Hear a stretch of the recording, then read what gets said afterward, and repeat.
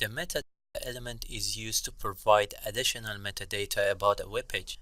There are a variety of meta tag elements that can be included in the head element, and let's have a look at some of the most common. The charset attribute specifies the web page character set, which is the characters that are available for the page to use. UTF-8 is a universal character set that includes almost all the characters and the symbols in the word.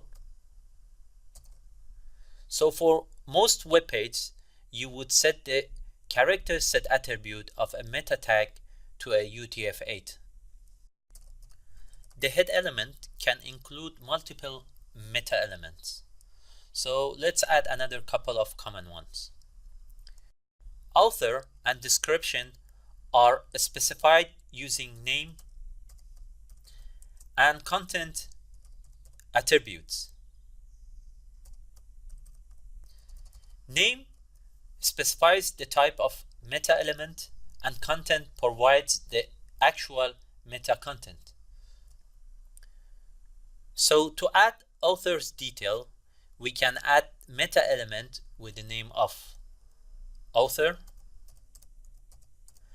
and the content we write the author's name, which is Joe Train for this case. Let's add description, name attribute equals description, and let's add a description of the page by specifying the value of the content attribute. Another example of common meta element is viewport. The viewport attribute tells the web browser how to display the page on different devices.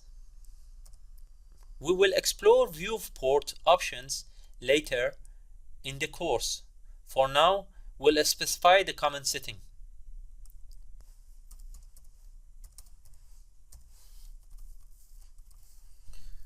Width equal device width, which sets the width of the page to be equal to the width of the device, and initial scale equals to 1.0, which sets the initial zoom level of the page.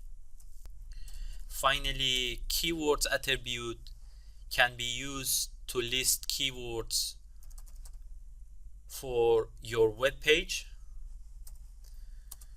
Keywords attribute used to be used by search engines such as Google to help rank your website.